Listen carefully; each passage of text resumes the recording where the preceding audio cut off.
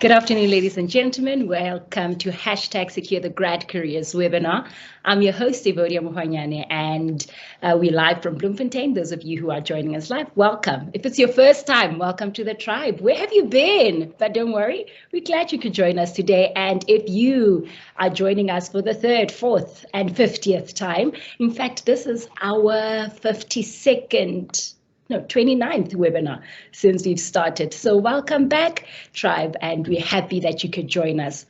You might be wondering why my tone is a bit subtle today. This is my career voice. This is not my daily webinar voice. So we're making sure that we notch up the levels for you.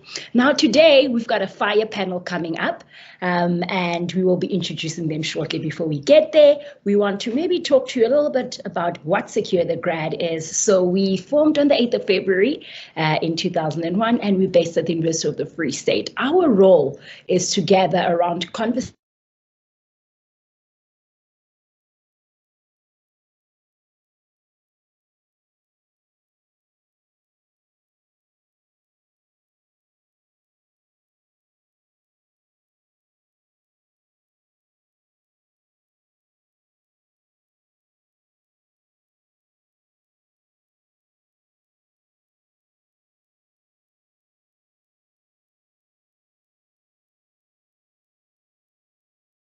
but also externally in different industries that they can talk to you about their journeys and where they are. Why do we do that? It's important that we listen to other stories as we tend to find our own voices, but also put some language, for lack of better words, to the situations that we might be facing, and also to better help us interpret information that's out there for better decision making. Now, that is STG in a nutshell. Today, what are we talking about? We're speaking about careers. We've got a fire panel, as I said, in honor of Women's Month, so that we can talk to you about UFS women alumni and how they've navigated their careers in this ever-changing world of work. Now, ladies and gentlemen, a few ground rules before we get our conversation started. For maximum output, to make sure that you have the best webinar possible, we will ask that you keep your microphone as well as your camera disabled. Our technical team in the background will make sure that that is done for you so that we can have a crisp conversation this afternoon. Now, do remember to participate in our polls that will pop up on your screen throughout this webinar today, and to make sure that we have absolutely awesome engagements. Now, our chat will also be open throughout the conversation to make sure that we do award those who meaningfully engage with us, the guests, as well as the participants in the chat. Now, ladies and gentlemen, this in front of you, as you can see on your screen, is our panel, which I'm excited, absolutely excited that they could join us this afternoon. We've got Bonolo Lulu Makhalimele, and she is from the Office of International Office, University of the Free State. We also have Liam Laetzi, also UFS alumni and council member. We also have Fumani Khotlani, who is from Standard Bank, also UFS alumni, as well as our student voice this afternoon, Angelina Sinoche. Ladies, I'm super excited that you could be on our platform this afternoon and share your stories. I cannot wait for us to dig in to our conversation and also to hear from our participants this afternoon around how we can help them unlock some of the things concerning their careers. Now, let us get the show on the road. Let us see where our guests are. Ladies, if I can have your cameras on.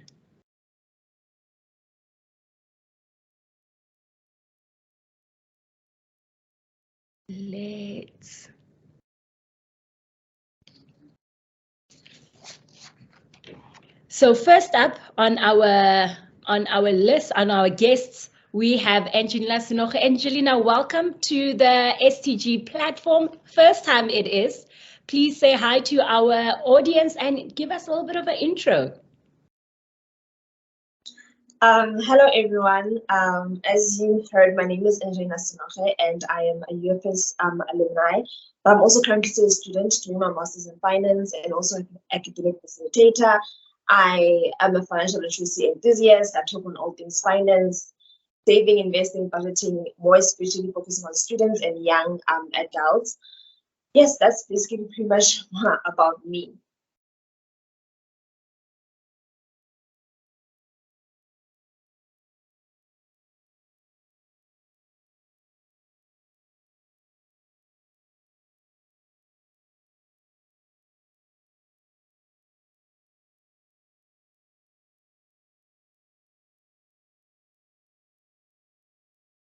Hello, Mrs. Woody. I think I'm done.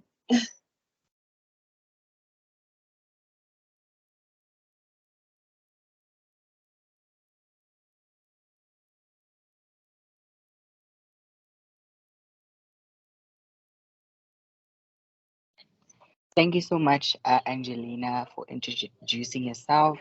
I do think that Evodia is experiencing some network problems, so we can move over to Fumani to just introduce herself. Okay. Good afternoon, everyone. My name is Fumane Khutlane. I'm born and cultivated in Bloemfontein. I am in the banking industry, specifically with relationship banking and business clients. I am an ecosystem manager. I've currently been seconded as a relationship manager in the Northern Cape. I am an ambitious person. I love life. I'm an advocate for change and growth. And that's me in a nutshell. Thank you. Thank you so much, Fumani. Really looking forward to conversating with you this afternoon. And we're then going to move on to Leah to just introduce herself. Leah, please tell us a bit about yourself and to our lovely guests. Thank you. Thank you so much. Thank you for the invite. It's great to be here. My name is Leah Malatsedi. I am a lawyer and I've transitioned into focusing on legal technology. And right now I head up our business development department at Legal Interact. Done a bunch of stuff, including currently sitting as council member at the University of the Free State, where I also lead the naming committee as chair and form part of the HR and IT committee. I also authored a book. It's called Legal Tech, Startups and Innovation, and a bunch of stuff, including studying in the US. But I'm excited to share the journey with you guys. Thank you so much, Leah, for your introduction. We're really looking forward to hearing from you. Do we have Bunola on the call? Can't see her camera on. Bunola, are you with us? I think it could be technical difficulties, but while we allow the colleagues to get their connectivity and Wi-Fi sorted, maybe just a little bit about, before we get into the meat of the conversation, maybe around the table, let's just hear, maybe starting with Angelina from yourself, as to what's that one thing as a lady, as we're celebrating Women's Month, what's that one thing that each girl or each lady should have within their purse? Money. For sure. One surely does need money to have. But that's what, maybe that one thing that you think, maybe even if it's not in the purse, but like that one thing that really defines you as a lady that you think you should have. I believe a certain level of independence is necessary. Yes. No, 100% for sure. Maybe Leah, if we can hear from you, what's that one thing that you think as a lady I must definitely have it? I'm very confused because the first part, I have so many things in my bag, so I can't pick one. So if I could pick two, you have to keep your lips moisturized. You can't be looking all problematic in front of people. Have to have lotion. Can't be looking ashy in front of people, greeting them, hey, problems. As a woman, I don't know, some see it as arrogance, but I say it's confidence. You have to be incredibly confident in yourself, have an unbeatable sense of self, belief in yourself. Really love that, Leah. Thank you so much. Really confidence. For me, it's one element that I've seen personally within the women within my life. I do see that Evodia has joined, but I'll allow Fumani as well to just maybe answer the question and then hand back over to Evodia. Okay, thank you. In my purse, definitely a card of significant balance in the card. Some money is always good. Good lip gloss. I'm always talking, so I agree with Leah. Please stay hydrated. You know, everybody focuses here, so I agree. A good lip gloss and a good card with a nice balance, so that you can treat yourself now and then. And I think every woman should be assertive. You should know who you are. Know who you are first. Otherwise, the world will just define. They will define who you are if you don't know who you are. So carry that identity with you. Thank you. Sure, some very valid points that you're raising for money. Thank you so much for that, and I hope the ladies in the room are making notes and keeping ensure that they are staying hydrated and learning all the key points that you highlighted. So thank you so much. I'll then hand back over to Evodia. Thank you, ladies. Bongi, you are a lifesaver. So as we have it, technology kicked us off. The University of the Free State's Wi-Fi has cut. Leah, please, council member, please, the one that sits on the IT committee. Let us make sure that on the day we have our fire panel, that things do not disappoint. I'm currently on my cell phone, so we will not have the best quality camera as it is. I heard about lip gloss. I'm glad at least my lip gloss is not failing me this afternoon like my Wi-Fi is. So Bongi, glad that you came on board for a good rescue right there, ladies and gents, and those who are watching the recording. We are kicking off our show. No Wi-Fi formed against us shall prosper this afternoon. I always say that if there are many obstacles, you must know that this is a conversation to be had. And the forces are making sure that this conversation does not get to the right ears. But ladies, let's get this started. Angelina, I'm very excited to have you on the panel with us. So I don't know what Bongi touched on, but I definitely, I'm sure the audience would like to hear a little bit about yourself, what you've studied, and a little bit around your career. Good afternoon, everyone. My name is Angelina Senoche, and I am an UFS alumni. I studied investment management and banking, and also did my honors in financial economics and investment management. And I'm currently doing my master's in finance. So seems like school has me by the neck, but yes, I'm still a student, and I'm also an academic facilitator at the University of the Free State, as well as something that I do on the side. I am a financial literacy enthusiast, where I have started my own business, the Money Space 101. I share on everything that's to do with money, from saving, investing, budgeting, especially on the young adults, looking at how there's such a huge information gap on that. So yeah, that's what I do, and I post on platforms such as LinkedIn, on my Instagram, and also on TikTok as well. You actually started your TikTok account on Money Space not so long ago, a couple of months to be exact. How did you get so many followers? Tell us what's the secret spice in this account of yours. Honestly, I do not know. I think my content is doing what it's supposed to be doing, and it's relatable. So I didn't know that when I posted, I thought, okay, fine, this is just like general knowledge, but then it doesn't seem so general. People actually don't know much of the things that actually happen in terms of their money and their finances, you know. So I guess it's posting the right things at the right time. Man, okay. My team will probably say, Evodia, focus, stay focused. You can see I'm already trying to tell you, okay, tell me how I can get my account going. We're going to skip Bonola for a bit, as she's also experiencing some technical challenges this afternoon. And we're going to jump straight to Fumani. Fumani, welcome to the platform. This is your first time, and here at Secure to have you. Tell us a little bit about yourself. Good afternoon, everyone. My name is Fumane Khutlane. I am currently in the banking industry. I've been in the financial industry for just over 11 years now.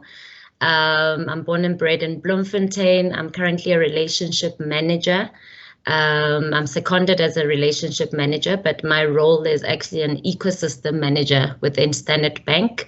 I work with business clients, and my role depicts the exact term of ecosystem. I follow the value chain of the core client, and basically I need to bank the value chain of the core client, of the main client. So it's about market share. It's more of a strategic role. I studied at the University of the Free State. I initially enrolled for a BCom financial journalism course, because when I enrolled for that course, initially I thought I'm going to be a spokesperson of a big international corporation. You know, I can speak, you know, I'm not too bad with the looks. But I ended up changing financial journalism and I went into BCom marketing. I studied that, progressed into studying at Henley Business School, and I'm currently busy with my PG dip at the Business School or University of the Free State. I started last week, actually. Thank you. It looks like, Angelina, you do not stop with the books. Can some of us just cut this lifelong learning? Well, I don't think it would ever stop. Fumani, just maybe out of interest, why did you decide to study further? I studied further because I believe the field where I find myself in, with business clients with different industries, I need to equip myself as well to be able to think as a businesswoman. So I don't have a business of my own as yet, but the thinking and the concepts that I believe I can derive from the business school, I was really encouraged after completing my diploma at the Henley Business School. So that's why I'm at another business school now. I want to see which one gives me more gray hair. So yes, just to upskill and to make sure I'm also relevant to according to where I'd like to see myself one day. That is amazing, absolutely amazing. We'll get into the balancing a bit later in our conversation, because I'd like to hear how all of you are keeping what sounds like very expensive glass balls in the air. Now, Leah, let's hear from you. Welcome to #SecureTheGrad.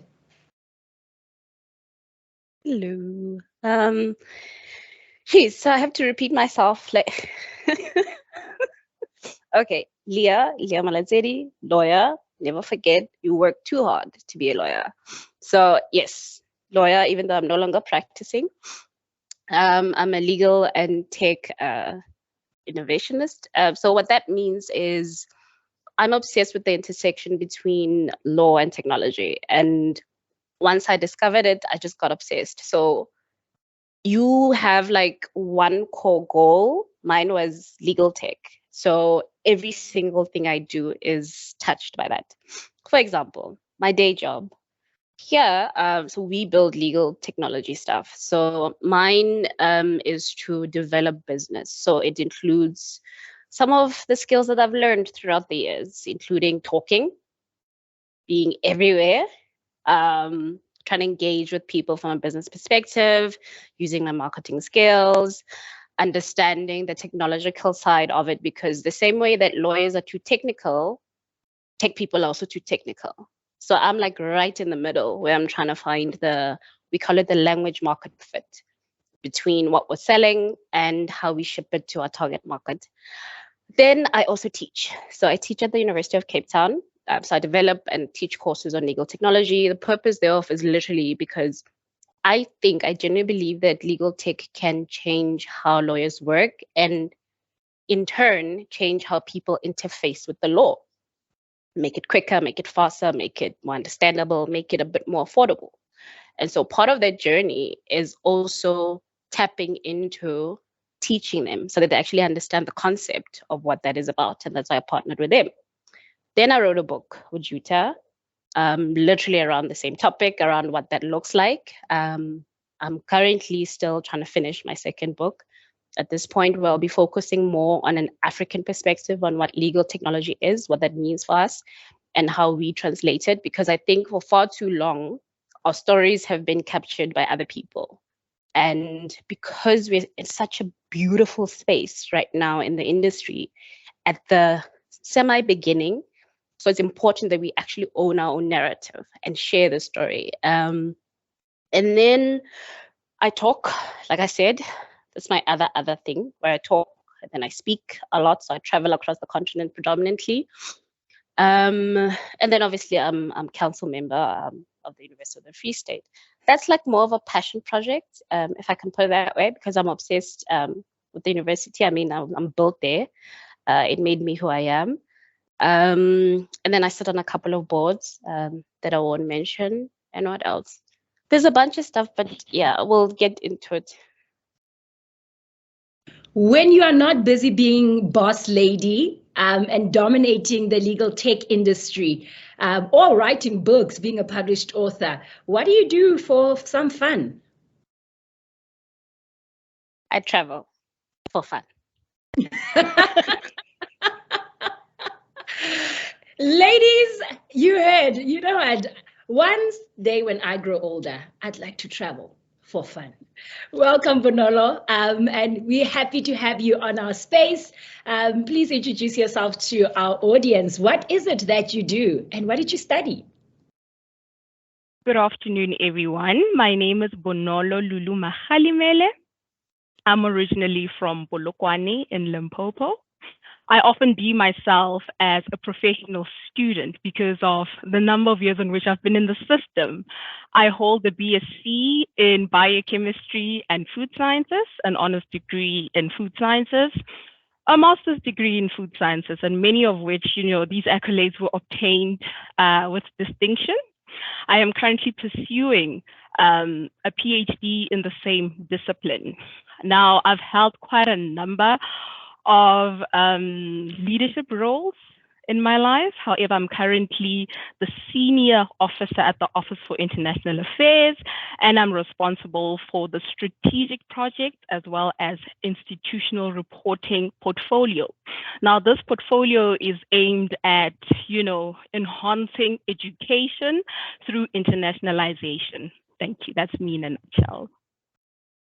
Bonolo, if you are not busy reporting strategic portfolios in the international office, what do you do in your spare time? What do I do in my spare time? Just like Leah, I love traveling. I truly enjoy traveling. I love being in nature, especially, huge bodies of water, because that's where you really get to recharge, because those are the most, purest forms of energy in this world. I love hanging out with my friends, my dogs, as I call them, or my soul tribe, rather. What else? I listen to music and yeah, I think that's that in a nutshell. So you mentioned that you are a lifelong student. So tell us, in your career journey, journey as a student rather, what support services did you make use of to obtain degrees with distinction? So I've really made use of all the opportunities that have been made available in this institution, including, the academic services, the postgraduate school, also known as the Center for Graduate Support. Also the in-house, and I mean faculty-wise, there's been quite a number of career fairs over the years that just sort of, aligned everything. And, you always have that question at the back of your mind, if you're really still true to, what you're supposed to be doing in life. But also fundamentally, my department, the food science department, has really played a huge role in where I am right now. They've really gone above the call of duty in ensuring that all students are supported throughout their academic journey. Awesome. So I'm going to swing this question to Fumani and Leah, and starting with Fumani. So Fumani, we studied back in the days when module codes still had 3 alphabets and 3 numbers, like STK 114, OBS 314. What support services did you use in the institution and maybe also outside of the institution? Sure. Honestly, for me, varsity was just a different world. So in terms of support, we had to create our own support groups in terms of studying. So if you had the highest marks, we'll formulate a group with you. And we had the library, we had the computer lab, but you know, if I had to compare then and now, the students are really blessed to have the kind of support services that they currently have, a go-to person almost at a 24/7 level, you know, so they are quite blessed. So that's all I can say in terms of support. I had good friends. I asked a lot of questions, so I met a lot of people. Leah included, you know, when she was saying she's a talker, I'm like, yeah. I remember we once walked to West Dean and we didn't realize we walked because we was trying to look for a taxi.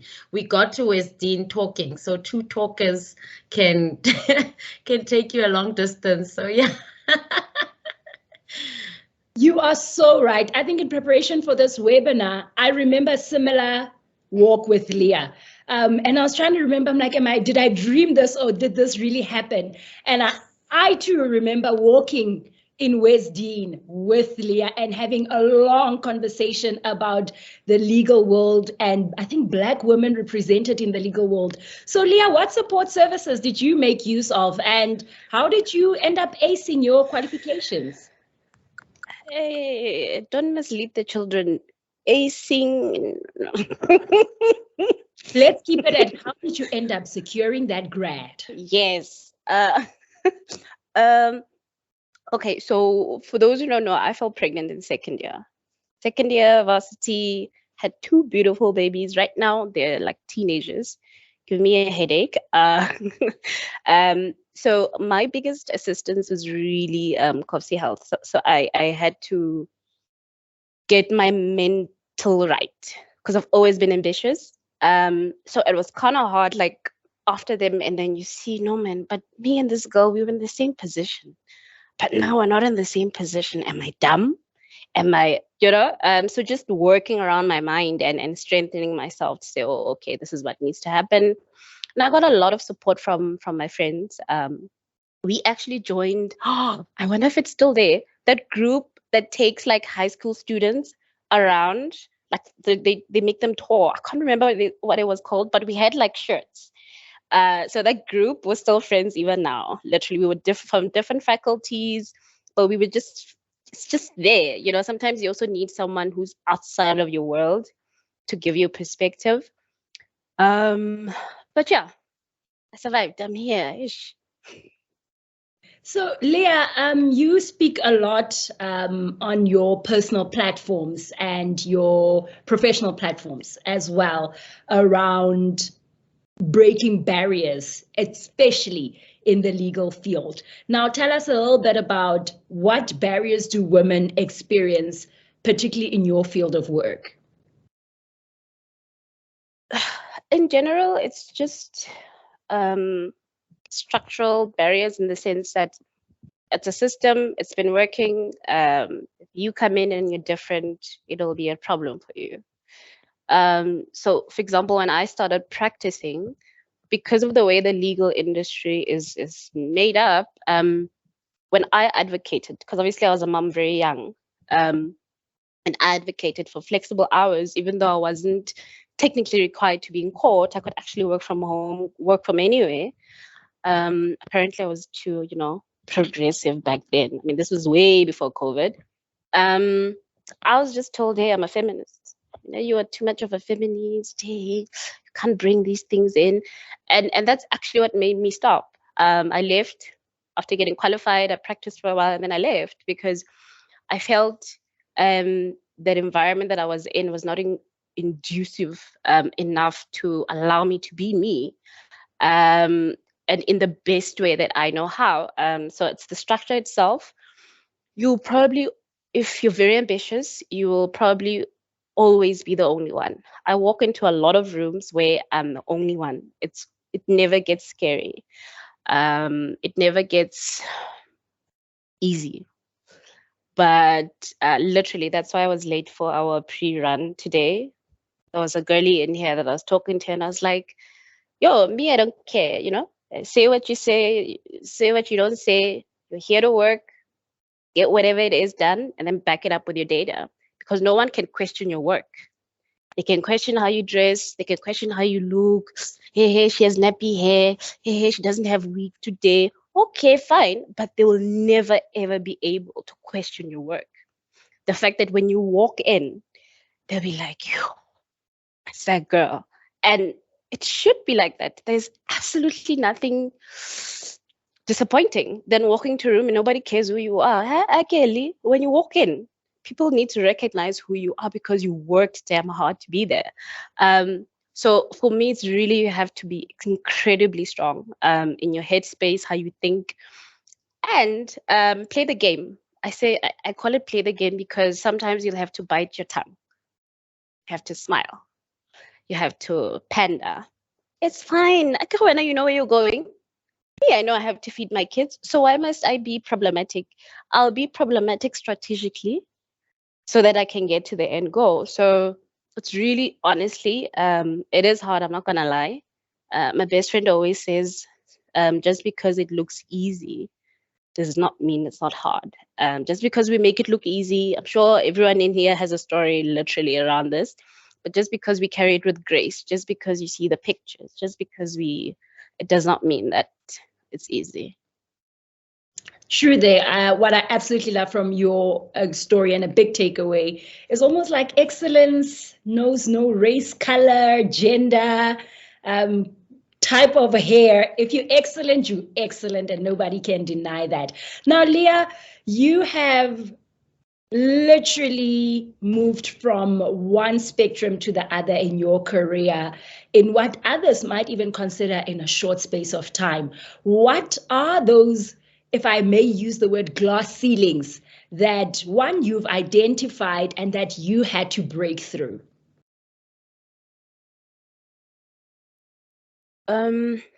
Okay. First of all, in our space, articles are very hard to secure, extremely hard. So what I decided to do in my third year, my final year elective, I decided to take it with someone who was employed at the UFS Law Clinic. That was strategic because I knew that if I built a relationship with this lecturer, that when I apply for a job, she'll know me. I've spent time with her. She can see my amazingness, hey, blah, blah, blah. And so sometimes you actually have to counter. You have to have the foresight to actually see that, you know what, this is going to be a challenge and how am I going to mitigate that risk? So a lot of my decisions have always been, not that I can tell the future or whatever, but you see, and maybe it's the legal thinking because you have to be able to see certain things and navigate around how are you going to handle them. So part of it is that it's understanding that articles are hard in my space. So you need to find a way. Understanding that jobs are also hard. My first job, I harassed my boss in court. We actually had a maintenance matter together. We fought. After I'm like, hey, we're not Kelly. I need a job. I need a job. Let's talk. Same. Second job at the biggest firm in the Free State there. I was just harassed, just from a positioning perspective, because sometimes as women, you have to work 300 times more than the next person. You'll find that your counterparts will give in subpar work. Yours constantly has to be perfect or spectacular just because of who we are. Unfortunately, that's the way it's made up. It's unfair, whatever, but you really don't have to cry about it. It's just the way that it is. Just make it work for you. So, oh, by the way, I'm very, not that I don't care. It's just that maybe life hardens you, where you get to a point where you're like, you have to fight. You can't always, oh, I'm a woman, so I can't get this. Whoever to. What do you mean you can't get it? Like, get up. If you're not gonna do it, no one else is going to do it for you. So anyway, then it's moving to Joburg. I'm true and true Bloom girl. But if you're in legal tech, if you're in a niche space, you have to go fight with your peers. to see who's top, right? I literally sent a LinkedIn to my current boss on a Sunday. Thursday that week I was hired and I moved to Joburg. So it's, you have to take a chance on yourself because no one will see you. And when I say that with the greatest of respect to people who work hard in silence. Silence will make you starve. You will starve, you will starve, you will starve, and your family will also starve. So you have to constantly talk. For example, my boardship on Women in Tech, South Africa, I asked, I'm like, hey, I don't see any lawyers and I'm very passionate about technology and lawyers. I feel like there needs to be representation of that particular space on your board. They said yes. If they said no, did I die? No. Like, you have to take that chance. Like, no one is gonna, you want someone to be your mentor, go to them. You want, it's like one of those things where I genuinely believe nothing is impossible. I sit here as the first African lawyer, I'm not saying South African, I'm not saying Bloemfontein, I'm saying the first African lawyer to be recognized by the American Bar Association. So it's a point of nothing is impossible. Like, I live that. Even now, I mean, I'm fighting for my life on a diet, but I believe it's not impossible. So believe.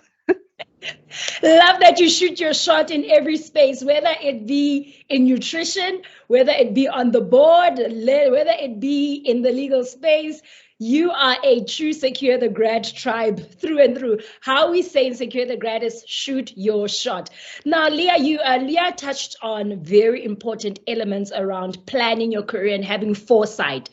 Thinking strategically around who to harass, but in very nice words, who to go and, speak to and perpetually speak to. Now, Fumani, just latching on to the planning element, how do you think women can plan their careers and how have you gone about planning your own career?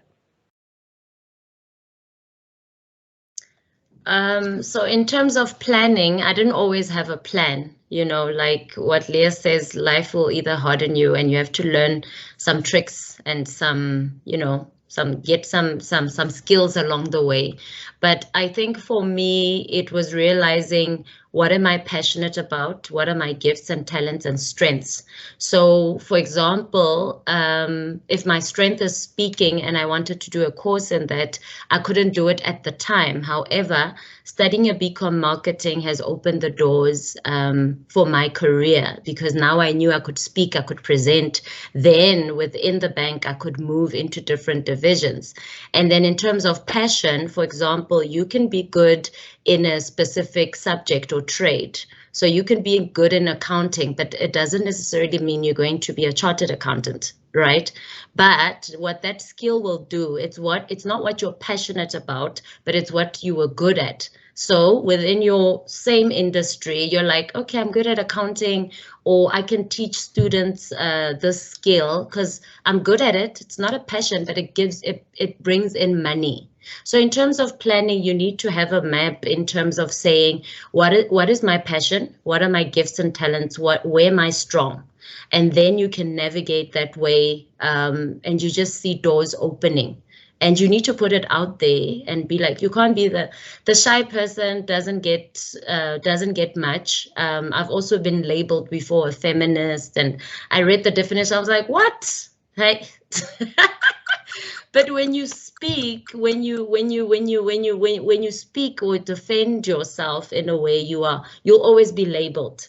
And if you look at the kind of industry, banking industry, and the area where I was specializing in agriculture, I wasn't always passionate about agriculture, but I developed a love for it because I realized that agriculture involves all of us. It impacts all of us, So with agric, there are few African women in agriculture. So how do I merge agriculture and business and banking at the same time? So then I would raise my hand and say, I saw there's an agric program. Can I be part of it? And they're like, what? You won't survive, because I think apparently there's a look for agriculture khaki pants and shirt, I don't know. And they looked at me and they thought I couldn't survive. But I raised my hand and I said, I want to be part of this program. I want to learn the different cash flows. I want to understand this industry. But I'm finding that within banking, and if I stayed only in my department or what my role is, I wouldn't have had the doors opened for me as they were. That's why on my CV, you see agric there, you see business here, you see speaking, you see financial literacy and wellness. That is because that's how I navigated. That's how I planned my career, passion versus strengths and gifts. So I know what I'm good at, and I know what I'm passionate about, and I know what can get me money. Not because I'm passionate about it, but I know it pays the bills. So that's how I'd say plan your career that way. Very, very interesting. And you just I want to transfer to Bonolo, but I quickly need to pick something that you highlighted. There's something about speaking with authority and from a point of authority. Leah, also you spoke about it, that it could often be seen as being too woke, as the kids would say, and often stepping outside of your lane. So how do we, Bonolo, and this then ties to your question around how do we then support women in their career development? Because some women, because of the type of industries that they're involved in, very male dominated, or there's no proper representation. You do not see people who sound and speak like you. How would you then say we need to support the career development of these women? I think, there's been so many seminars. There's been a lot of talking and talking and talking. However, it does not translate to actions. Right now, we need support in terms of action, be it, accessing financial resources, accessing, adequate training and education opportunities and the like. However, we can also, accelerate the process by being vocal, as my fellow speakers have mentioned. For example, one way we can do that is build relationships with decision makers as well as people of influence across all boards. Lately there's this notion or agenda of promoting independence and hyper-independence. Now, it's not so wrong to a certain extent. However, we tend to overlook the importance of building community. So community within our classroom, within the department, within the faculty. And I think we just need to go back a bit with regards to that. And I'll give a brief example of that with how being vocal can assist you in so many ways. And this is the story of how I met my supervisor. So this was second year food chemistry. We receive our results for the first test. Now, when you're so used to doing well and then you receive a mark, you're like, that's it. My educational career is done for. So I thought about it. I'm like, what am I going to do here? So then I decided, you know what? I'm going to be brave. I'm going to my lecturer's office. I sat there. The moment she asked, what's up, I literally bawled. And I was like, my career is over. I don't know what I'm going to do. And I had decided that, you know what, I'm going to be a stay-at-home child. So I'm guessing that, I was alluding to this new phenomenon of stay-at-home girlfriends. Obviously, I don't know about that at the time. But yeah, she really assisted me through the work and navigating, only to find out that I'm also helping other students in the classroom who did not understand or grasp the concepts that were being taught. So you need to be vocal. It was my moment of being vulnerable. And that just showcased that being vulnerable goes hand in hand with intentionality, of which, in turn, sparks a conversation of, open conversations, as well as honesty, which is a catalyst for transformation and change. Also, the kind of support, how we can do that is promote dedicated programs that support women's careers and development. For example, in the institution, I know the likes of Professor Corley Vatoon as well as Prof. Aliza Leroux have mentorship programs that really navigate postgraduate females through their schoolwork and also now, translating what they learn and how they can practice it, not only in the community, but also with other students. Furthermore, we need not negate the impact that men have as well. You know, there's this phenomenon of pitting females and males against each other, but that is very detrimental because there's quite a number of men who are true advocates for equality. So we really need to think about that as well. We need to join professional bodies as well. For example, there's SAFOS in the natural sciences. There's also another professional body in which all people in the realm of natural sciences can join. So that's a way in which we can also navigate this this career of ours, and then also providing equality for training and development opportunities and promoting career stories such as this webinar, because you find that there are so many ladies who are in their little corner.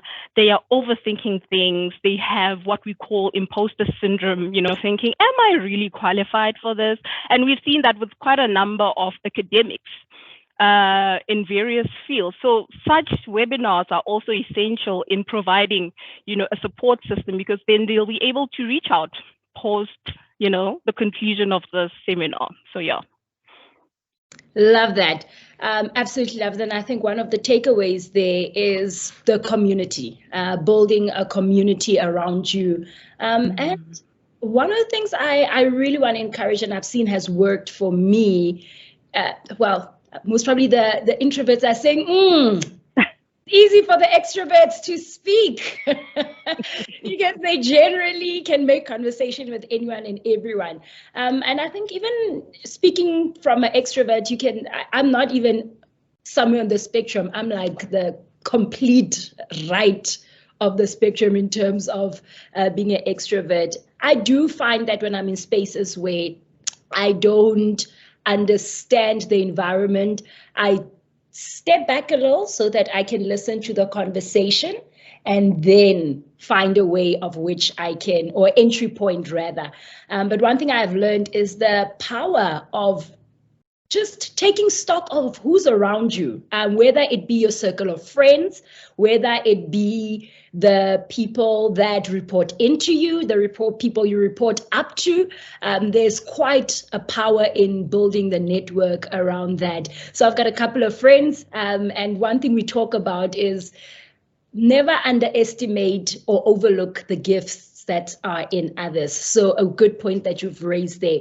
Just want to maybe circle back to you, Leah, and then we're going to go to Angelina. What advice would you give to someone who's unsure about their career path or feels stuck? And I'm asking this particularly because, Leah, you mentioned, you know, second year, here I am being a mom while I'm trying to figure out being a student, and one can feel particularly stuck and make decisions from a point of reality. How would you advise someone that's stuck or feels a bit unsure? It's okay. It's okay to feel stuck. I mean, I never thought I'd be into legal tech. Me, I just saw myself in a gown walking down court steps. That was my whole life stream. Literally, that's why I studied law. So it's okay to feel stuck. It's okay to not know what's going on, but it's not okay to stay there. So what I would encourage you is, I think it's for Fumani who said it around understanding your strengths, understanding your passions. So I understood that, yeah, I like law, but I'm too much of a wild card. Yeah, well, so it's not for me. And it's okay. It's okay because I like bright things. Me and my pink nails. What you gonna do with pink nails in court? Like I knew I was different and I thought differently, and that's okay. It's okay. It's just that back then it didn't make sense. But I don't know how to put it without sounding corny, but it always works out because every single thing that you're touching is actually always connected. Because I've pivoted from being in the traditional space, from having my own business to now being in the tech corporate space. Who knows, next year I'll go. And it's okay. It's hard. It'll probably give you anxiety, but I think the more you are secure in yourself, the more you are secure in your skills, the easier it becomes for you to understand that you can navigate anything. I mean, when Fumani was sharing her agriculture story, I thought to myself, sheesh, when I went to corporate law, I was doing labor law. I didn't like it. But you know what? Before I left there, I was published in some current, Daily Mail, what, for legal stuff, because you make it your own, irrespective of where you sit. You just own it. So it's okay to feel stuck. It's okay not to know, but you have to, it's a lot of internal work. You have to figure it out, but also being realistic. Oh, we can't all be Beyonce, guys. There's one Beyonce. So you have to decide, and be practical about it. Pearls of wisdom right there. Fumani, I remember when we were undergrad, many of us in the group progressed at very different paces. So what would you say to someone who also feels stuck, or when you compare yourself to everybody you started the race with, someone who's not progressing as well as others, what would you say to them? I think we all have a different time and space. You know, the comparison card, it has killed many people. So just to share on my career journey, I went into a retail bank as a service consultant. I lasted 13 months because I was really bored and I felt like there's things that are bigger. You know, you sound so crazy at the time because everybody's like, ooh, nana. So I was just bored after 13 months, and one of my clients actually approached and said, don't you want to try this business thing, you know? And I went into financial advisory, and I took a very unpopular decision. When my peers were earning a salary, I went into something where I need to now earn my own income. I was paying rental for my office, for stationery, for maintenance, for everything else, and I had to build a portfolio. And I bought my first car in such an industry. And I believe that 3 years without getting a salary, where I had to now manage my own time, it really set me up in the career for the corporate space, because it was almost as though I got there and I'm like, why are people sleeping? It accelerated me because I had that discipline, and my time was my time.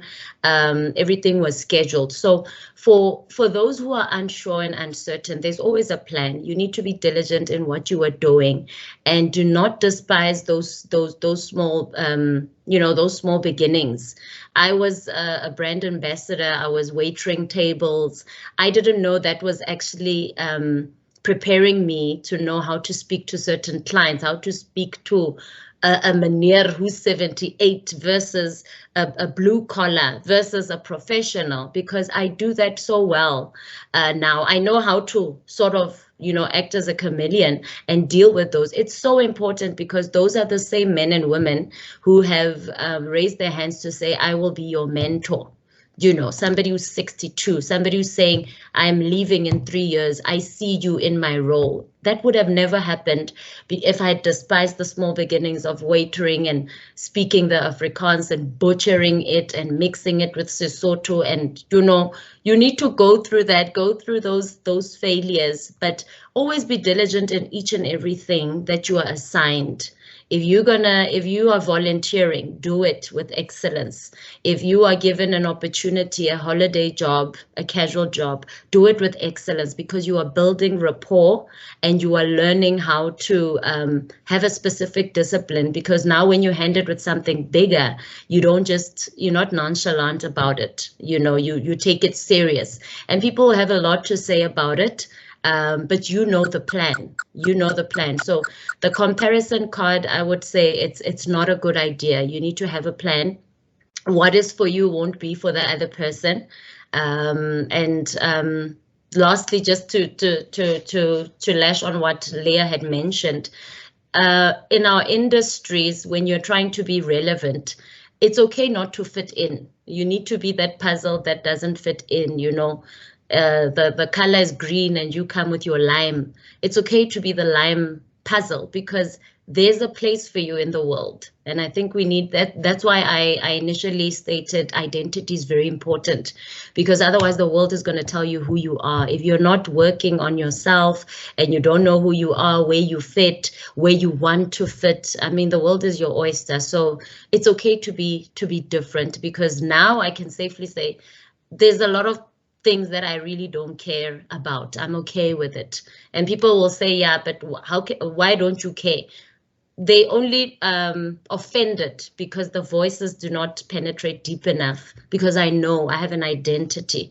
There's a DNA inside of me that said, you know what, I got here. I know where I come from. I know why I'm here. So identity and not comparing yourself is very important. It's the lime green that I'm going to take to Angelina. Angelina, with your yellow. Powerful words. Angelina, so you are an all-rounder. You're a TikToker, you are an influencer, you are a full-time student, master's in finance, you are an academic facilitator. How do you balance all of this? Angelina, but your mic is not on. Sorry, I didn't notice that. Thank you for the platform. Honestly, it starts with time management and discipline. You need to stick to what your timetable is saying, you know. And I started developing this from first year, so it's not something that I just jumped into this year. This is something that I had to build up from being a first year student. So as a first year student, I used to have a timetable in my room, a very big poster, written everything that I have to do every single day. Like, for instance, it will be Monday today and I would know what I'm doing next week Friday.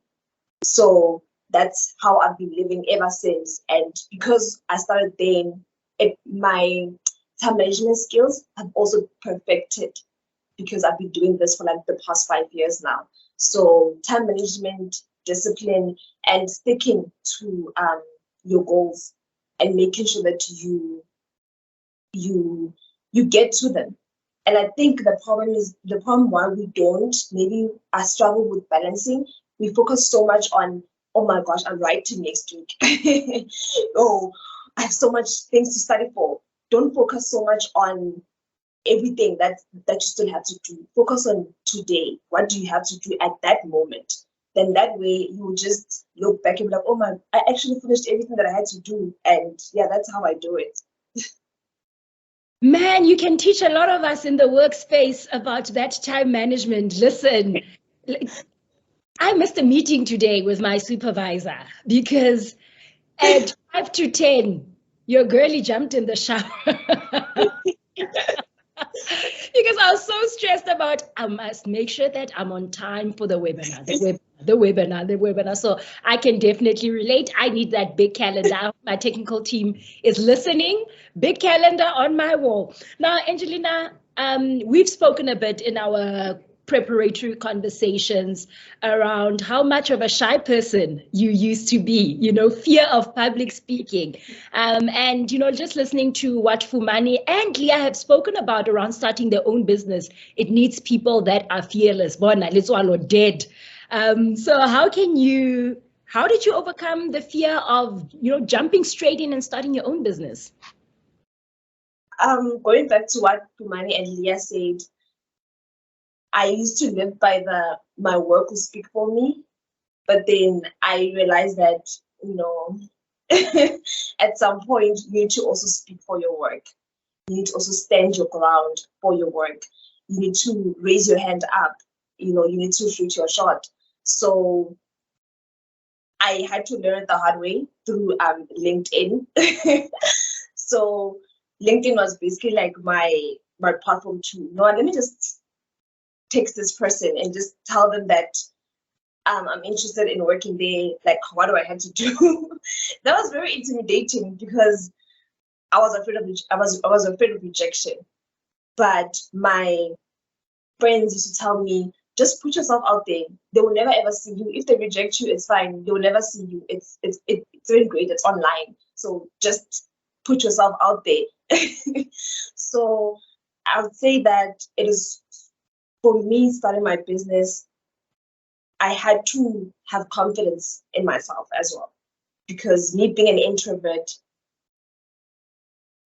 was also a result of me not having confidence in myself, and I had to crush that by constantly putting myself out there. So this is something that I had to work on a daily basis.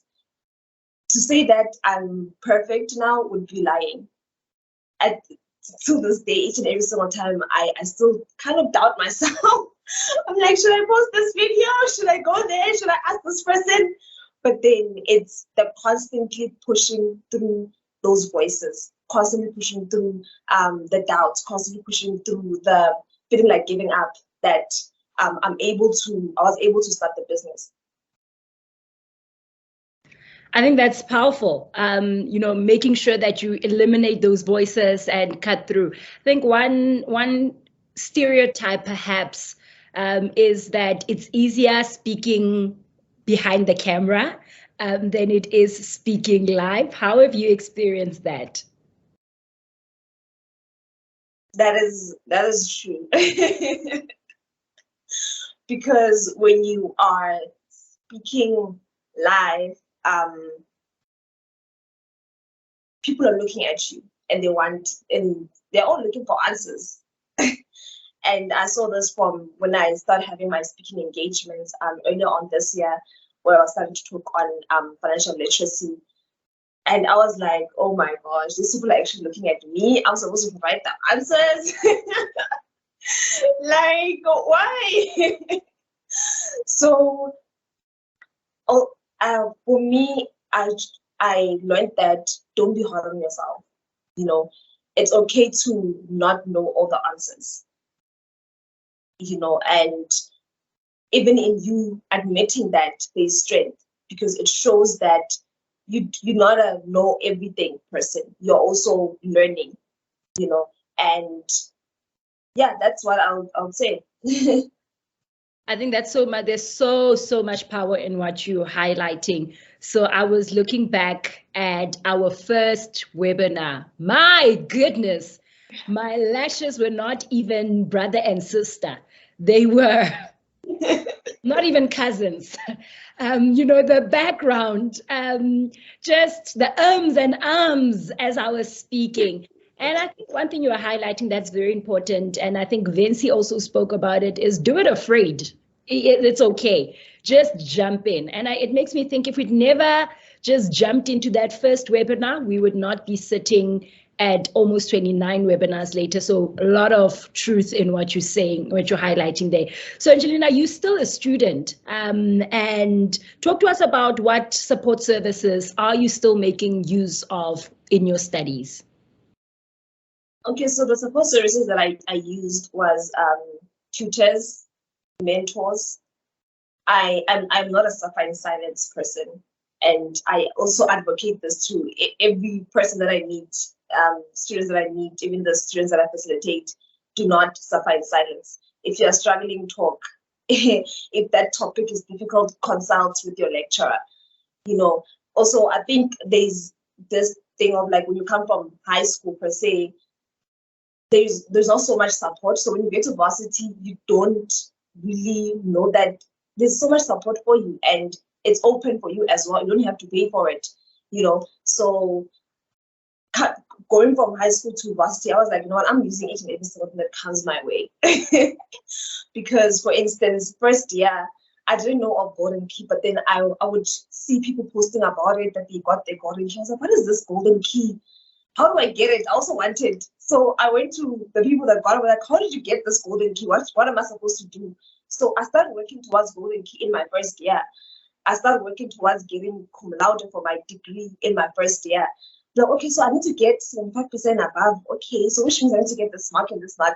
So how do I get that? Do I do all my, how much am I supposed to get for my exams? How much am I supposed to get for my test? So I literally planned every single thing. So don't just have goals, but then also plan towards your goals. So support services was asking. I used each and every single thing that came my way. LinkedIn learning, constantly improving myself and my skills. Such things as webinars, I used to attend them. when our guest speakers say that you need to attend this course, do that, I'm there. So that's why my CV is so full. But that time I haven't even actually like worked outside of the university, because I've always been doing stuff, jumping into every single thing that I could get my hands on. Man, Angelina, you sound like a busybody, and I want to take that on, because that does come at some cost. And I'm gonna throw this question to Bonolo. Bonolo, you've had a bit of a chance, but before I get to your question, I just want to sensitize our viewers that if you are joining us live, there is a poll that has just popped up. We are asking you, are you aware of the UFS support services available to the students for your career development? You can click your option, yes or no, and submit. Now back to your question, Bonolo. So I want to find out from you, you also seem to be doing quite a lot. You are a PhD candidate, you are working in the international office, and that surely involves a lot of traveling, as we saw last week. And you clearly have quite an active personal or a social life. How do you balance all of that, and how do you ensure that you maintain your well-being? And it's something, it's so profound. I was having this conversation with a friend of mine yesterday, and he was just asking me, what is it that I did in order to celebrate, Women's Day and the significance of Women's Day. And I thought about it long and hard, and I was like, you know what? I did absolutely nothing, which is something we seldom think of. We always have that mentality of, I have to go in and I have to go in hard, I have to push in hard. But when are you resting? If you're constantly racing and pacing, when are you resting? When are you taking time out to think of all the other spheres that you need to cater to, your well-being and the like? And I told him that, I rested. I slept throughout the day yesterday. And I think it's also, guided by the fact that I'm of the firm belief that one should always relax, because the universe is constantly conspiring for your greatness in whatever avenue. So I think it's really important to take time out. You are human after all. There's this notion again of being a strong woman, being able to cater to this and that, and being open, as they call it. But yeah, more often than not, my friends always complain about this. My phone is always on Do Not Disturb. We thought about it a lot, but I think that's one of the ways in which I actually relax, or I get to attend to something, in that space and time. So putting off that device or those devices is important. As mentioned earlier on, you need to go outside. There's this new catchphrase, touch some grass, live a little. Precisely. So no, it's really important to go out there, just take a walk, a 5-minute walk. Has that ever hurt anybody? Of course not. So yeah, taking a walk, gym is also fun, even though I'm always of the firm opinion that my personal trainer is trying to kill me. But, putting in physical activity is also important, because it stimulates all those, feel-good hormones and the like. So yes, take time out, physical activity, touch some grass, not literally, but get in some, sunshine, switch off your devices. And yeah, those are ways in which, and also maintain a healthy diet. A lot contributes to it, and hydrate. Leah is nodding. I can see her nodding really. Angelina, you are quite busy. What do you say no to? And at what cost does that come? What do I say no to? Can you please rephrase? So I'm just thinking about your life and how busy it is, from being a student to being a businesswoman, to being a student, and generally having a life outside of those spheres. So maybe my question to you is, when do you take time off? First, for me, my time off is Sunday. And because I'm still an introvert, yes, fine, I become an extrovert when I need to be one, but then my time off is by myself. So my time off is not necessarily socializing. My time off is spending time with myself, where I'm alone, which my friends are cutting me off because of that. So it is taking time off by myself, and that is when I say no, it's when it's weekends and when it's holidays as well. But then I would say that I'm not quite good at it right now. Yeah, I'm getting there. I'm taking Manolo's advice, but then I'm not really good at knowing when to take a rest because of everything that just demands my attention. Let us hear from, as we prepare, I'm going to ask our guests to prepare their questions. We are almost in our Q&A segment. You can drop your questions in the chat. And while we waiting on your questions, I'm going to wrap this segment of the webinar up by asking both Fumani and Leah to talk to us about what does downtime look for them. So how do you maintain your balance? How do you get that wellness component sorted out? And I think the question is also, at what cost? What has to give while you do that? I think for me, I'm still struggling a bit with that, but in terms of rest, I am an only girl amongst boys, and I used to work a lot during the school holidays. So what I decided that on school holidays or any type of holiday, if I get a break, I need to go on vacation. So if I take leave of 5 days, I'm not staying at home to wash curtains and do that. I need to go somewhere. And I told myself that at a young age, and I'm actually living it now. So that's how I take rest. I love traveling. I go on a lot of solo dates. You know, if you ask me where you're going, I say I'm going on a date, but it's actually with myself, you know. And I even tell my 7-year-old, I want to be alone to speak to myself. And he doesn't understand, obviously. He says, do you have another mouth except that one? He'll understand one day. But just to be alone, it's important just to fill up my cup. And from a balance perspective, I do try to go to the gym. I've realized when I've had a very bad day, I go to gym. I don't think that's a good thing. I must go to gym when I'm in a good mood, because I murder that that treadmill and everything else. But it's a good release platform for me.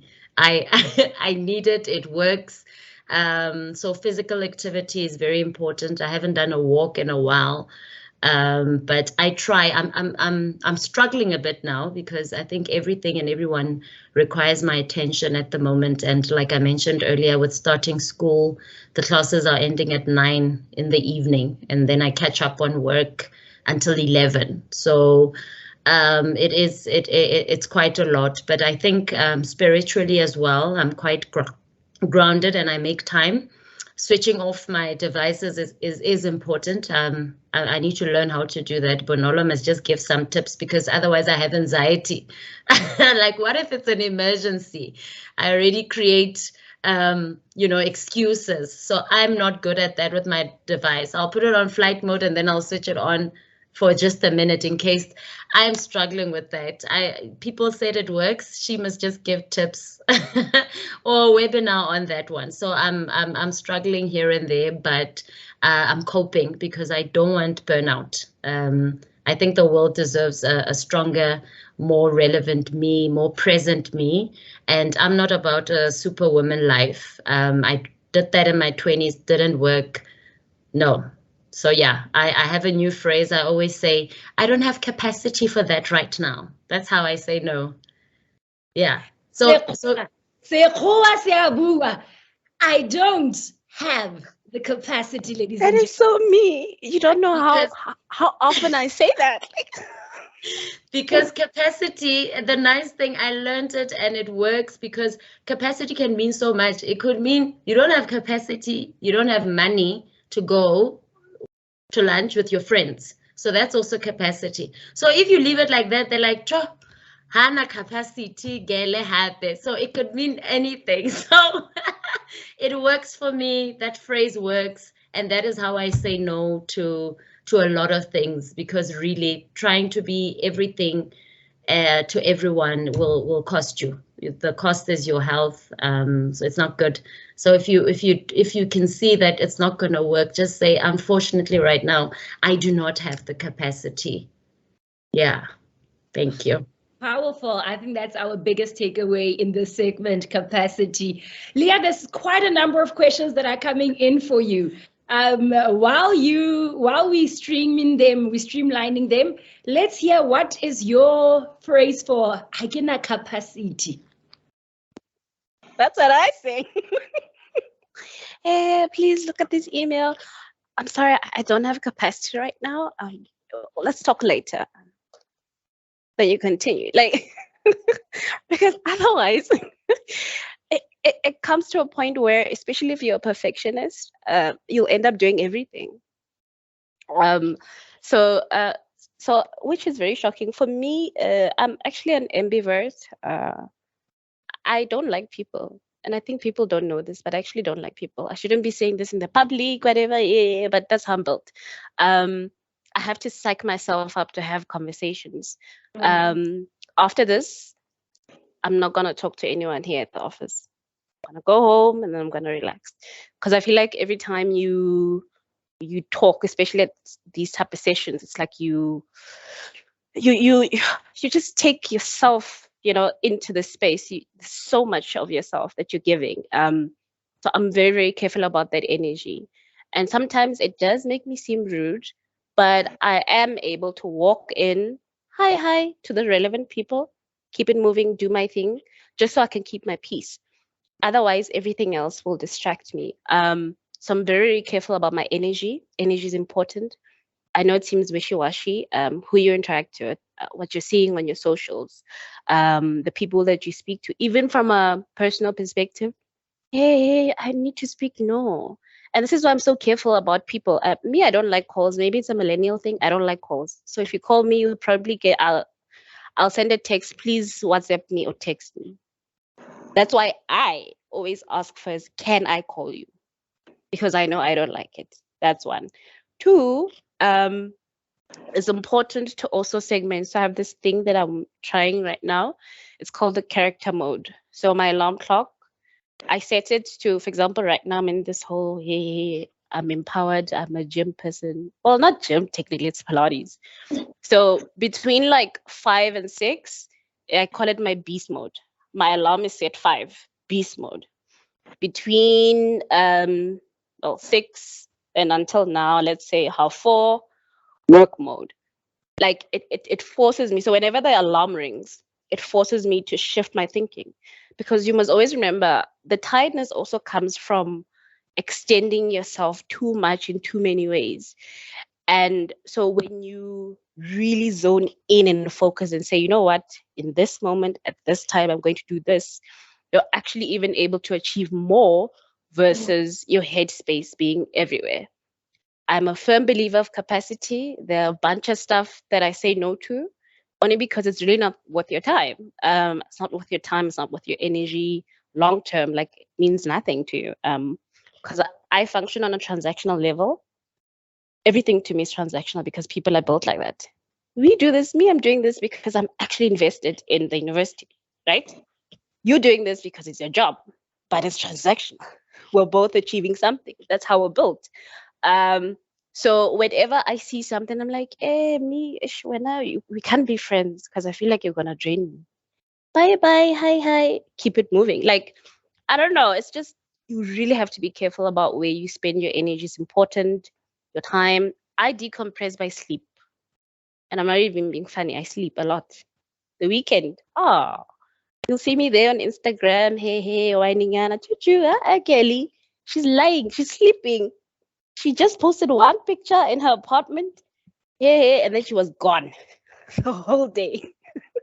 I mean, it's important. It really is. Absolutely. I envy people that can sleep. I think in my 40s, I'm definitely going to learn how to sleep. Quarter to 40, I'm already almost there. I believe, Phil, your question has been answered by our panel around I think Phil, I just want to get to Phil's question. Phil asked around workload. So how does one create some time off in between the workload? And I think our panel answered. Phil, if you're not satisfied yet, remember you can raise your hand and we will enable your microphone. I just want to get to another question.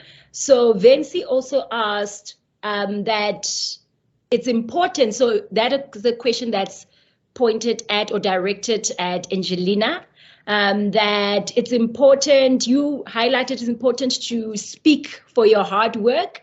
And how does one actually make sure that, you know, the hard work is recognized and it's made visible?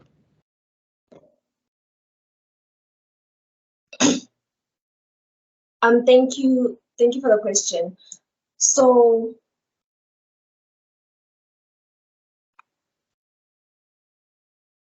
what I do is that I post on my professional platform, LinkedIn. So I'm very vocal on what I'm currently doing. I'm very vocal on things that I am currently exposed to. So that's how I speak for my work. And also when people ask, I don't become humble about it. Like, no, it's not really that bad. I say yes, it's like that.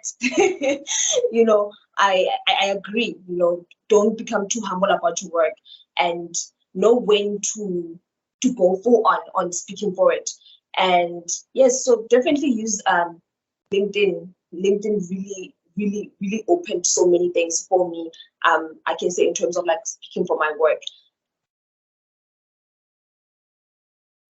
And that's something I've had to learn. And I also think, so data from a report that was shared by Universum, I think it's about 2 years ago, highlighted something very surprising, but I could relate to as a University of the Free State student. So when they reported about feedback about how University of the Free State students put themselves out there, the report highlighted that we tend to speak about we. We have done this as the institution, we've done this as a group, we've done this, and compared to our counterparts, for instance, your students at UP, I think it was UP, UCT, where students tend to speak more about I did this, I accomplished that. That's something that University of the Free State students did not have in common compared to their counterparts. And I think there is some good in it. However, as you've highlighted, sometimes we become too humble about our work, and our work needs to start speaking for itself. Very good response there. Fumani, a question for you from Tabiso. Tabiso highlights that you've worked and led different divisions within the corporate sector. What has been your greatest challenge as a leader?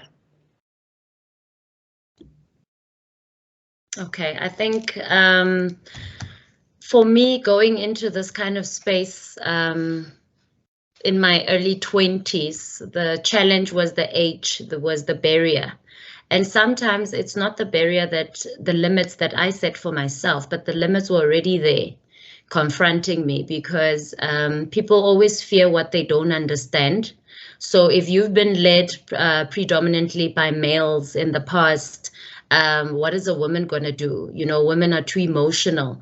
So you have to prove yourself like 50 times more. And for me, I think the greatest challenge was just equipping myself from an emotional, intelligent type of view, because now you lead different people from different ethnic backgrounds. So that was the challenge there, maneuvering through different cultural aspects, what not to do or say, but at the same time being firm and bold enough to say this is how we operate. So I used the book a lot. I used policy, but I also used emotion. So my femininity was my best resource. You know, I told myself I'm going to lead as a woman. I'm a woman. I'm not going to compare myself or try to be like Jeff, who was here before me. I'm going to lead as a woman. And I think that skill, I developed it over the years, because in the past, depending on the type of leaders I'd reported to, I would always say, God, thank you for showing me the type of leader I do not want to become.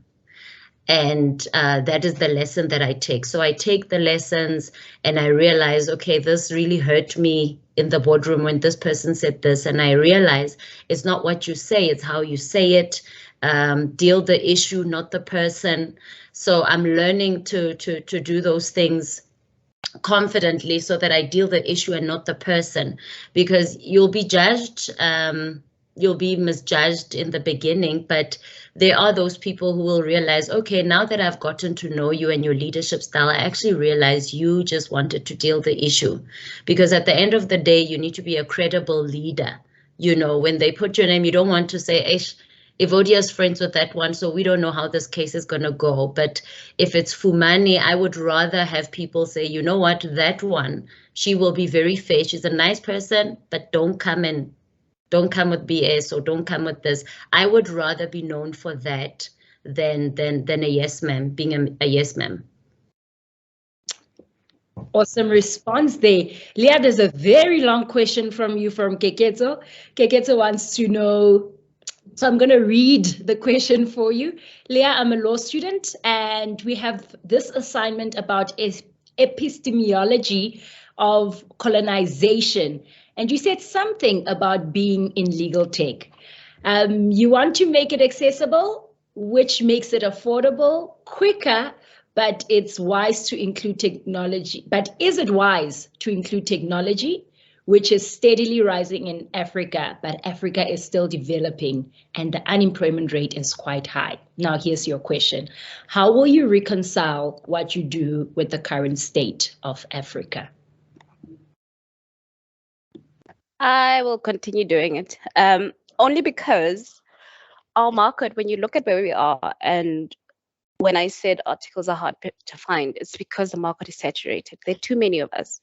And there's this perception that when you study law, you have to be a lawyer. Great, get admitted, but the problem is there's still not enough space. And what technology is able to do, particularly for the profession, is actually unlock those doors.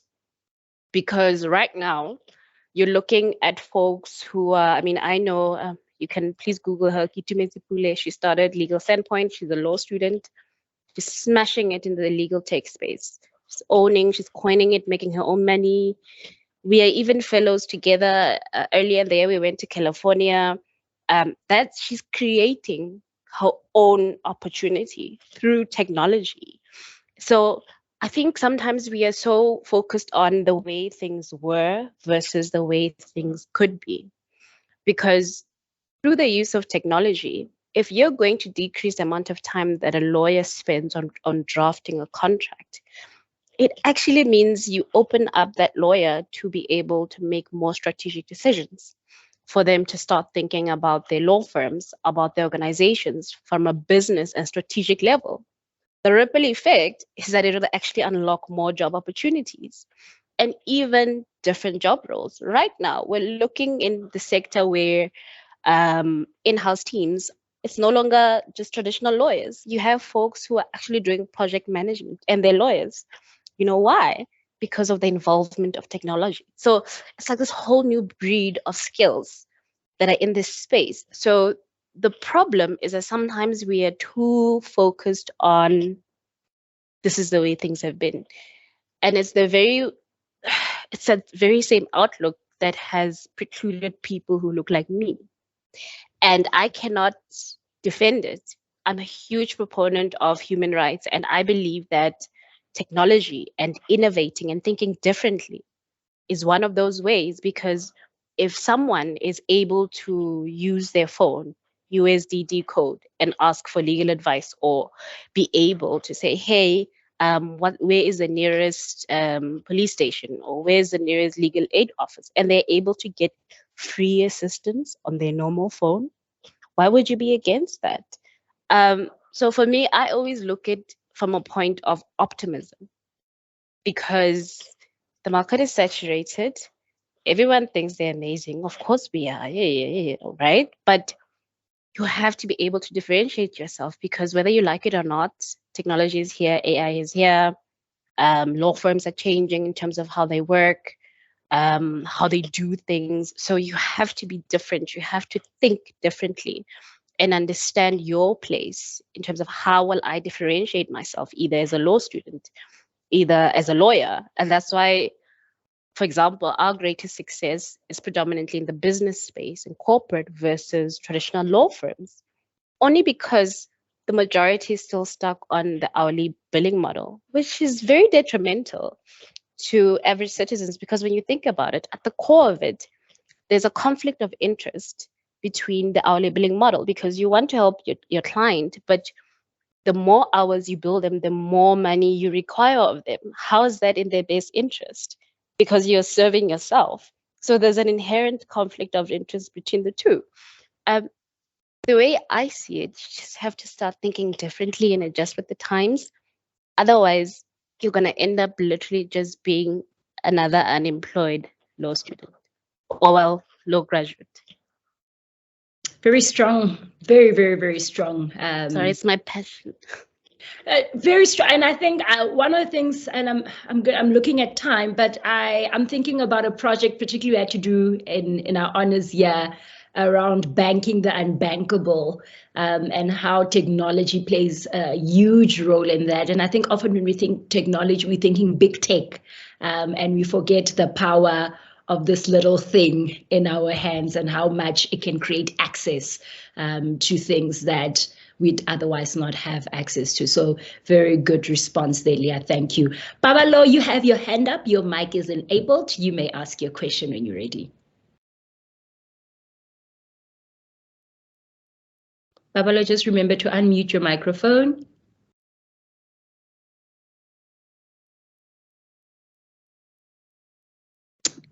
While we wait for Babalo, is it Amaze or Amaze? I do not know how to pronounce your name. Your microphone is also enabled, so please unmute so that we can hear your question. There we go. We can hear you. Just speak a little bit louder. Oh, my name is Amaze. Amaze! I am amazed. Go for it. What's your question? My question is how to overcome procrastination. I'm sorry about that. So who from our panel wants to take that? How do you overcome procrastination? I don't have an answer because I did exactly that this morning. And I'm trying to hear from our panel. Who is brave enough to talk to us about how they overcome procrastination?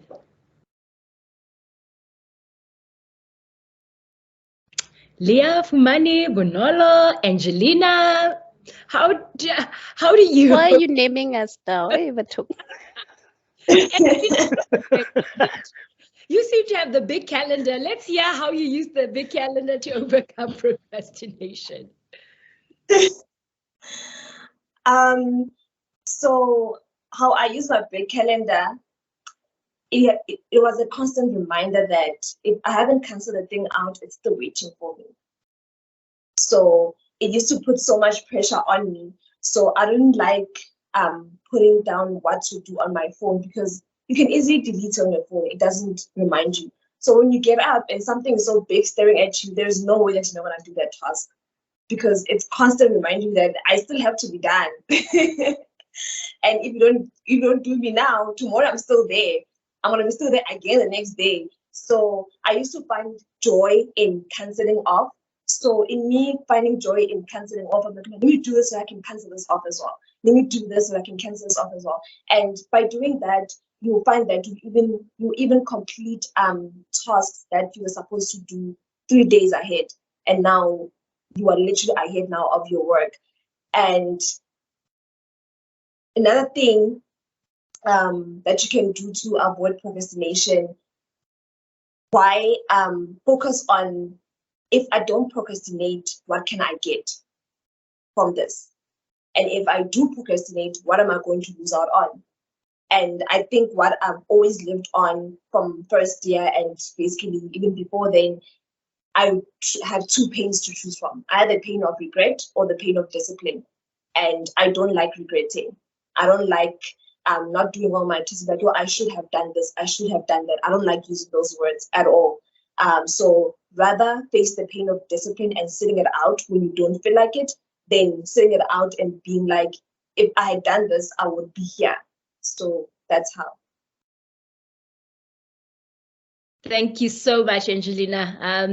I also find that I struggle, I must say, I struggle a lot with procrastination. Somehow I find joy in the throw of pressure.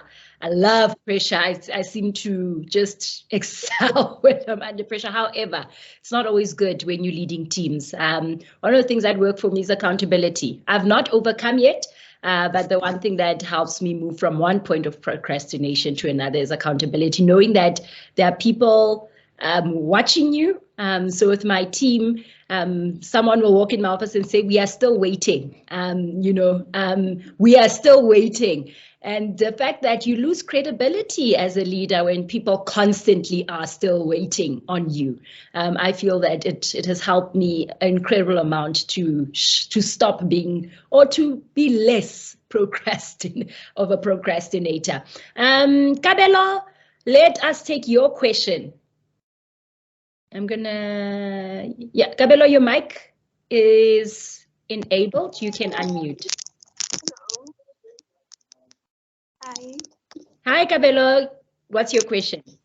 Actually, I'm a master's student, so I want to ask those who have done the master's and are currently pursuing their PhD. Like, my question is it advisable to continue with your PhD without experience, or go and seek experience first, then come back into your PhD? Because you can't have a lot of degrees without experience. Yes, that's my question. Thank you. I don't know what it is about the STGs today and their difficult questions. So, Bonolo, you are actively pursuing a PhD. What's your take on pausing versus continuing? Let's see. I don't think you should necessarily pause, because the two can actually complement each other. For the longest of time, I've always had the privilege of being able to do more than one thing. And I think it can be largely attributed to the fact that I could grasp content far more quickly than my counterparts. But definitely do not pause. And I think it's also a way of just shifting your mindset for, be it a couple of moments, a couple of days. But yes, you can do the two. Interestingly enough, like I said, I've never been in an instance whereby I had just focused on academics. I think I would have gone crazy. And I think that also refreshes my mind from time to time, because, if you just shift your focus from one thing to the next, when you come back, you become so rejuvenated. You're like, oh, I need to lift up from where I was. And another practical example is the fact that, I work in such a highly specialized area, which is, internationalization, which is fairly new, especially in the Southern context. And then there's this degree, food sciences. And my mom has always had a headache.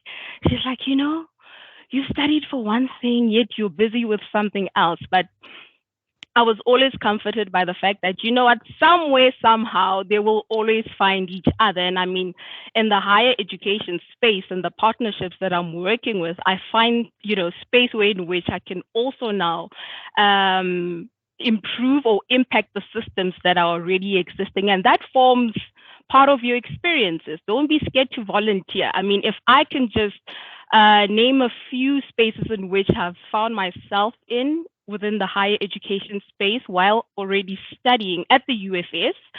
I was a volunteer at the Career and Development Office for one time. I was part of a plethora of committees within House Kestel, in which I eventually became a prime.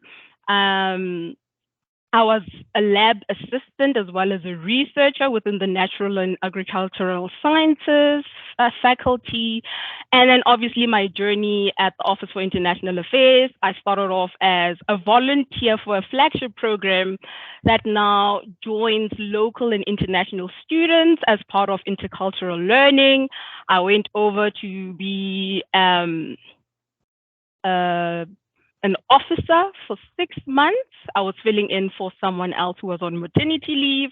Fast forward, I'm a project coordinator for a tripartite with the University of Venda as well as the University of Virginia.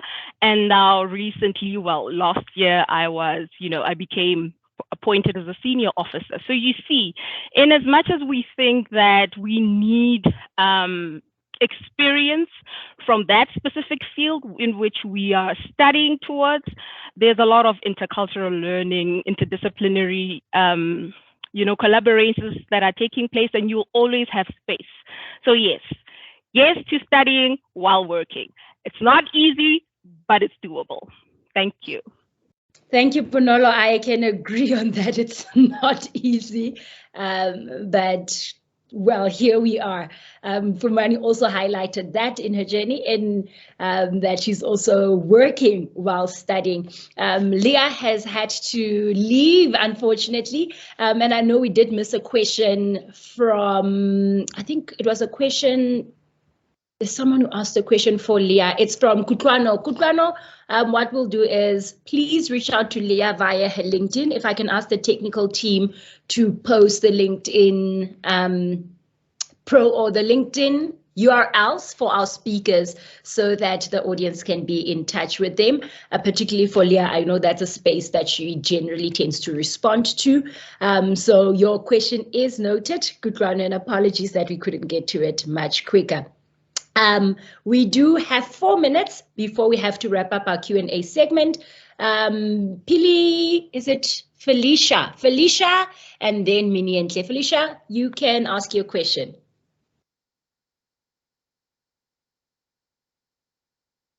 Felicia, remember to unmute your mic.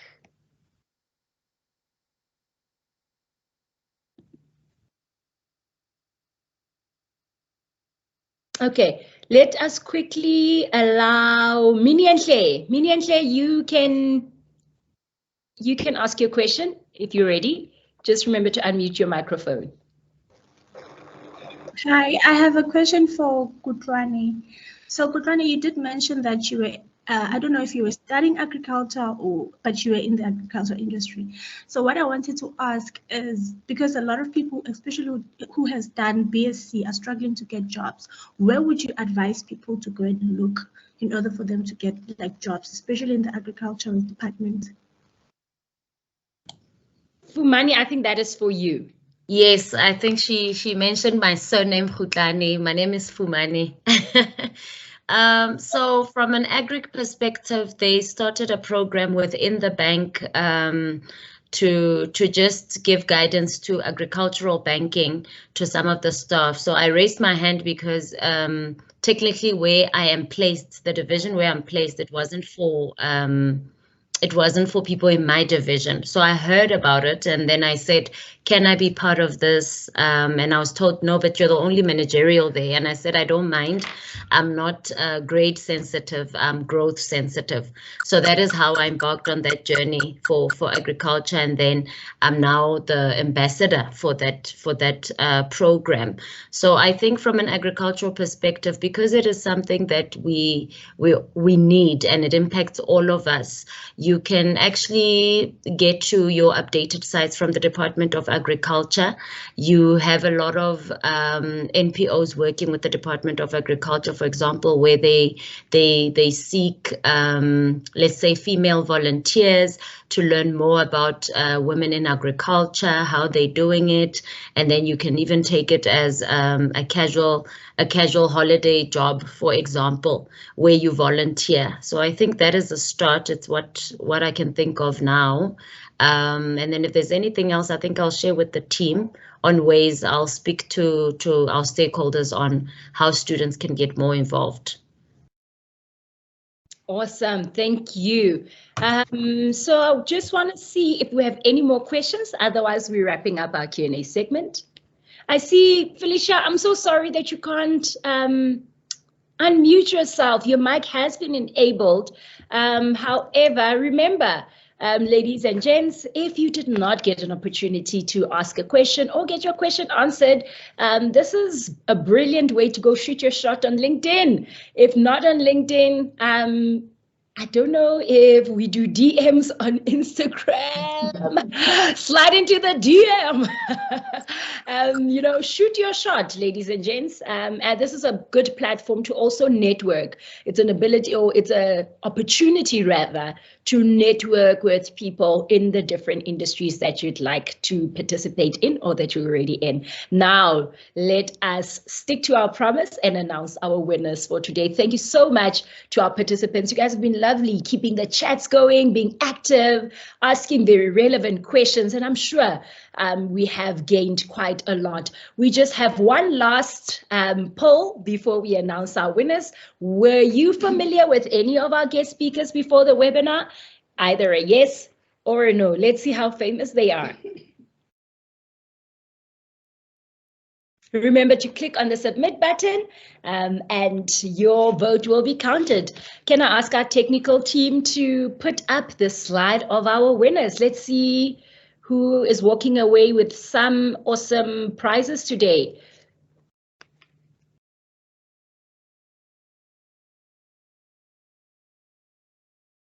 Our winners for today is Mongile Balashia, Dimakatso, Tabiseng, Busi, as well as Babalo. SecureTheGrad, congratulations. Please remember to email us on SecureTheGrad@ufs.ac.za with your student number, as well as your name and surname and contact details so that our team can get your prize to you. Remember also, if you'd like to be featured on our social media, do provide some consent in the email.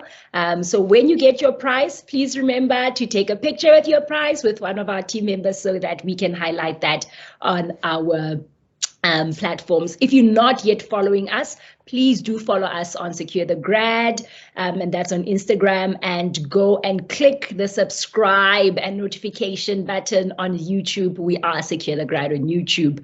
Our followership or our subscribers have grown. We want to be like Miss TikToker up there to make sure that we reach those 10,000 subscribers. If you need assistance and want to make sure that you reach graduation on time, do contact us on 0514019111 and press option 2, or email gps@ufs.ac.za.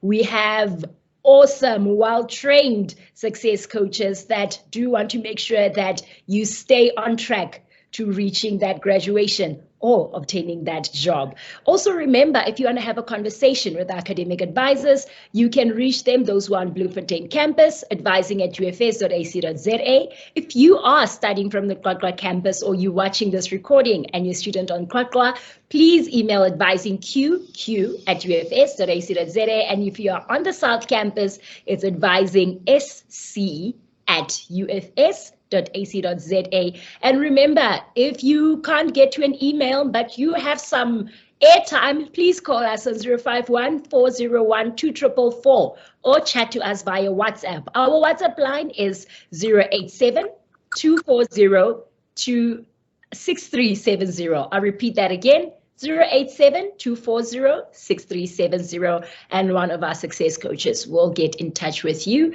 Remember, if you also want to find out what's happening in the academic advising space, they are on Facebook. Go click like. And tests, it's already test week. I cannot believe it.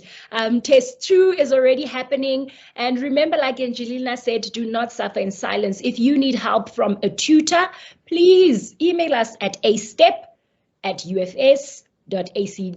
That's astep@ufs.ac.za. If you missed some of our conversations today, remember that this is a recorded session. You can catch it live, or you can catch the recording rather on YouTube. And if your cell phone got stolen, or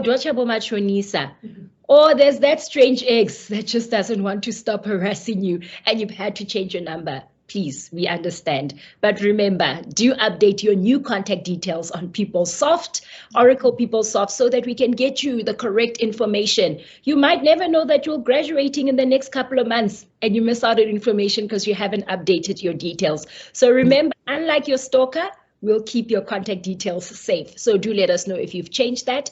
And last but not least, you've been a wonderful audience. I want to say a big thank you to our guests. Happy Women's Month to those of you who are watching us, and to our guests. You've been wonderful. Thank you for sharing your stories and for inspiring us to be better in our careers. The future definitely is in good hands, just listening to the conversations today. Ladies and gentlemen, thank you for joining this awesome episode of #SecureTheGrad. And remember, we'll be back on this space. Maybe to let the cat out of the bag, I just want to let you know we'll be having a webinar on how to fund your graduation. Those of you who are first year transitioning to second year, we will be having awesome companies that are giving away scholarships and funding, and we're going to be inviting our colleagues from the banking sector as well who are funding students, as well as